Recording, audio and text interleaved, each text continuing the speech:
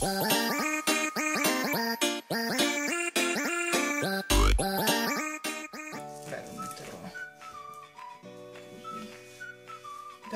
estacce, perché non ci stai? Martedì 15 settembre sono andata all'Expo di Milano alla giornata nazionale dei Coldiretti. È stata una bellissima esperienza. Ho portato a casa vari costosissimi souvenir, tra cui la targhetta che mi hanno dato, No Farmers No Party, che mi si è pure rotta. Oh no, non si è rotta, insomma, finché sono entrata con questa. Poi il berrettino dei Coldiretti, la mappa dell'Expo, il biglietto che non lo trovo più dell'Expo, un bicchiere del caffè della crema Illy con scritto Expo con ancora la crema Illy dentro, e poi in panda ho lasciato la bandana. Vi metterò una foto mia con la bandana. Sono andata in corriera tramite i Coldiretti di Cavarzere. Saluto Stefano, Stefania e Patrizio. Parlo prima in generale della giornata. Siamo partiti alle 2:30 circa di notte, siamo arrivati per le 6, 6:30. Eravamo più di 30.000 agricoltori da tutta Italia. I parcheggi sono immensi, l'Expo è immenso. 100 ettari mi pare di ricordare, e in una giornata non riesci a vedere tutti gli stand, non riesci a vedere tutto. Sono stati fatti dei lavori allucinanti, ma anche solo guardando le strutture degli stand, tipo il Kazakistan, gli altri stati, ma anche solo le tettoie che sono state fatte sopra a metri e metri di altezza. Come caspita hanno fatto a farle? E chi si è inventato quelle cose? Quale architetto? Pensavo mi deludesse, perché ho visto molti video di ragazze che sono andate e sono tornate a casa deluse perché si aspettavano di più.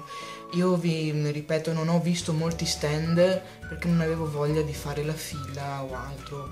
A me interessava più guardare i prodotti tipici che in quella giornata c'erano gli stand di Coldiretti, i prodotti tipici di Coldiretti delle varie regioni. La mattina dalle 9:30, 10 fino alle 1:30 circa siamo stati nel teatro, nell'arena lì. Sono venuti vari ministri, è venuto anche il presidente del Consiglio Matteo Renzi, il presidente nazionale della Coldiretti Roberto Moncalvo, il ministro delle politiche agricole Maurizio Martina, il fondatore dello Slow Food Carlo Petrini, detto Carlin, il presidente dell'osservatorio sulle agromafie Giancarlo Caselli, il ministro dell'ambiente Gianluca Galletti, il commissario unico di Expo Giuseppe Sala, il sindaco di Milano Giuliano Pisapia, il presidente regione Lombardia Roberto Maroni.